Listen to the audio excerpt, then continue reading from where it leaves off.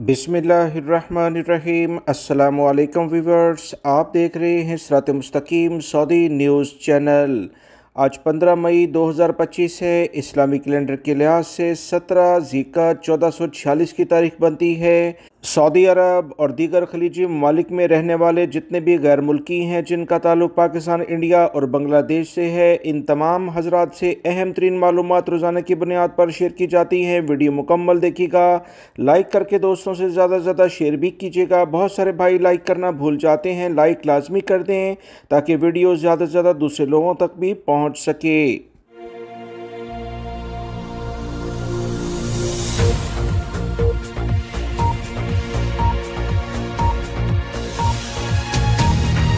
Viewers, रोज़ाना की बुनियाद पर इंडिया और पाकिस्तान के दरमियान जो कशीदगी अभी भी बरकरार है, मेरी पूरी कोशिश होती है कि न्यूट्रल बुनियादों पर इंटरनेशनल मीडिया, पाकिस्तान और इंडिया की मीडिया के साथ साथ बहुत सारे माहिरीन जो दफ़ाई माहिरीन हैं उनसे जो ख़बरें आती हैं उनको मिक्स करके आप तमाम हजरात तक पहुँचाया जाए ताकि मौजूदा सूरत हाल में वो तमाम पाकिस्तानी इंडियन अफराद, बांग्लादेश से ताल्लुक़ रखने वाले बड़ी अक्सरियत में गैर मुल्की अफराद खलीजी ममालिक और दुनिया के मुख्तलिफ ममालिक में काम करते हुए अपने मुल्कों का रुख जब करें तो इन्हें क्या क्या एहतियाती तदाबीर इख्तियार करनी चाहिए ताकि इनके लिए मुश्किलात ना हों।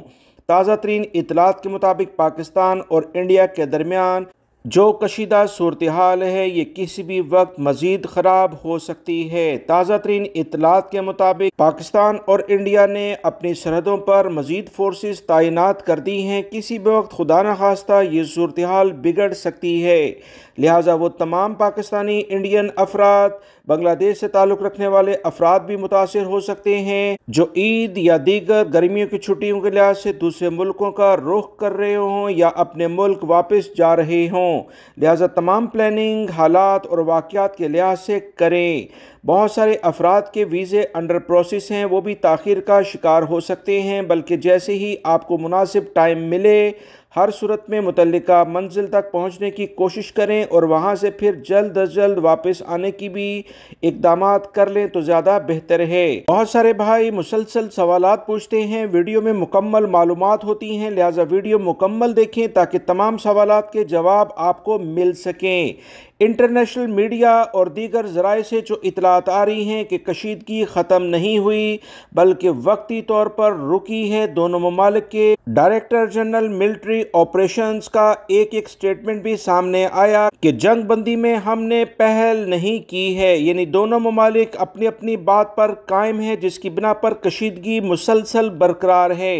जंगबंदी के बाद दोनों ममालिक ने अपने सरहदों पर मजीद असला और अजाफी फोर्सेस भी तैनात करना शुरू कर दी हैं। पाकिस्तान के वजीर दिफा से जब अहम सवाल पूछा गया कि क्या दोबारा से ये कशीदगी बढ़ सकती है तो उन्होंने वाज़ेह तौर पर कहा, बिल्कुल ऐसी ही सूरत हाल है, कशीदगी में कमी नहीं हुई। दोनों ममालिक किसी भी वक्त दोबारा से जंगी सूरत हाल में जा सकते हैं। इंडियन मीडिया मुसलसल रिपोर्ट कर रहा है कि ये खामोशी आर्जी खामोशी है, आने वाले दिनों में मज़ीद आगे इक़दामात हो सकते हैं। इंडियन गवर्नमेंट की जानिब से काफ़ी ज़्यादा प्रेशर की बिना पर हालात मज़ीद कशीदा हो सकते हैं। ताज़ा तरीन इतलात के मुताबिक इंडिया से बहुत ज़्यादा फ़्लाइट जो 300 से ज़ायद थी अभी तक उन्हें बहाल नहीं किया गया। मज़ीद इतलात के मुताबिक ईद के बाद अगर खुदा न खास्ता दोनों ममालिक में हालात कशीदा हुए तो इसका दायरा दीगर ममालिक तक भी पहुँचने के इम्कानात हैं, जिसमें चीन, बांग्लादेश, टर्की और आज़रबाईजान शामिल हैं। हालात कशीदा होने से दोनों ममालिक की पुलिस और आला अफसरान, सियासतदान, सिक्योरिटी के आला ओहदेदार, हाई प्रोफाइल टारगेट्स ये हो सकते हैं। दोनों ममालिक के ज़राए अबलाग ये दावा कर रहे हैं दोनों ममालिक ने इन तमाम टारगेट्स को बाकायदा नामजद कर दिया है। लिहाजा अगली सूरत हाल खुदा न खास्ता अगर शुरू हुई तो बहुत ज़्यादा मुश्किलात पैदा करेगी।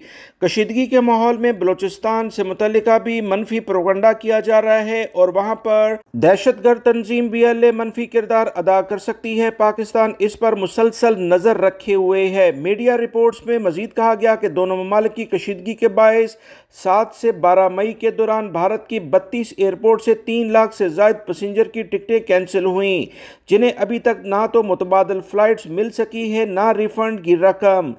मजीद इतलात के मुताबिक 2,87,000 भारतीय शहरी टर्की और 2,47,000 से जायद आज़रबाईजान के टिकट्स को कैंसिल करा चुके हैं, क्योंकि दोनों ममालिक ने कशीदा सूरत हाल में पाकिस्तान की सपोर्ट की थी। इस तमाम सूरत हाल के बाद मुतल्लिका इदारों ने इन तमाम इंडियन शहरियों की टिकट्स को कैंसिल कर दिया है।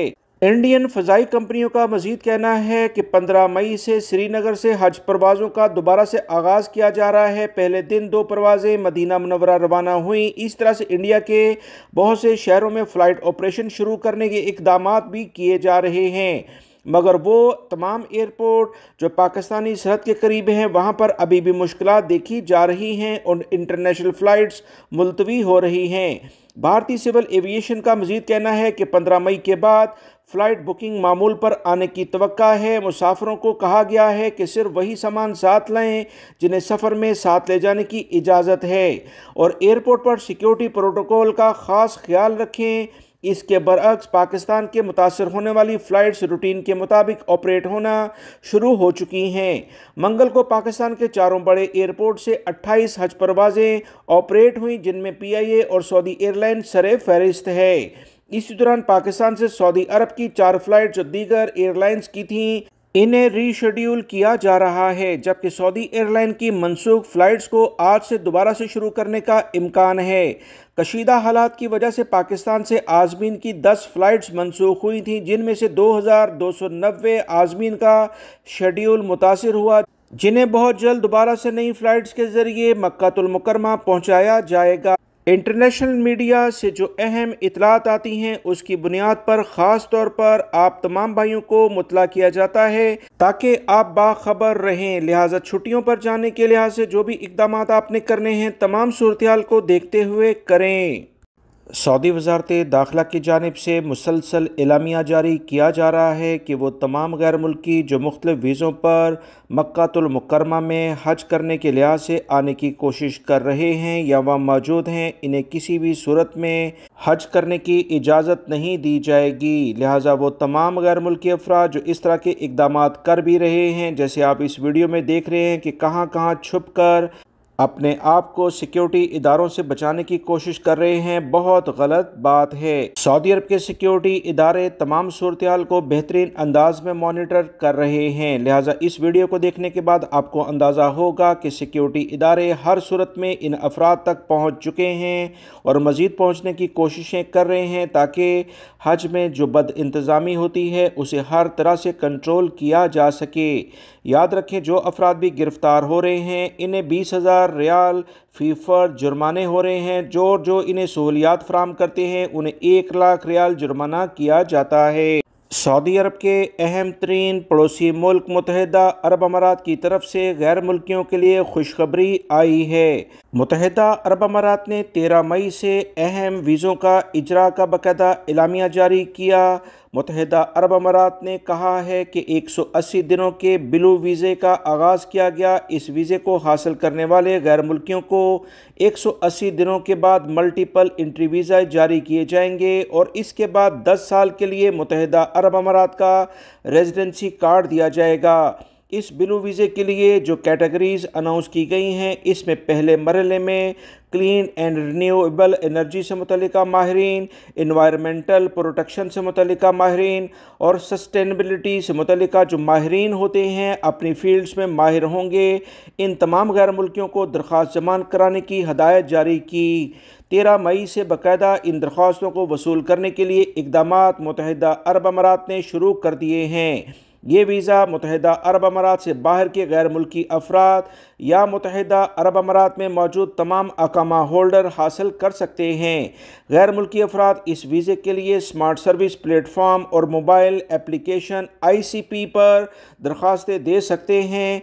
इन दरख्वास्तों से मुतल्लिका जो वसूली का तरीक़ाकार है वो जैसे मैंने बताया कि 13 मई से शुरू हो चुका है। वीवर्स, ग़िलाफ़े काबा 3 मीटर ऊपर उठा दिया गया। ऊपर उठाए जाने वाले हिस्से को चारों तरफ से सफ़ेद सूती कपड़े से ढाँप दिया जाता है ताज़ा तरीन इतलात के मुताबिक हरमैन शरीफैन इंतज़ामिया ने हज इंतज़ामात के सिलसिले में सालाना रवायत पर अमल करते हुए ग़िलाफ़ काबा के निचले हिस्से को 3 मीटर ऊपर उठा दिया है।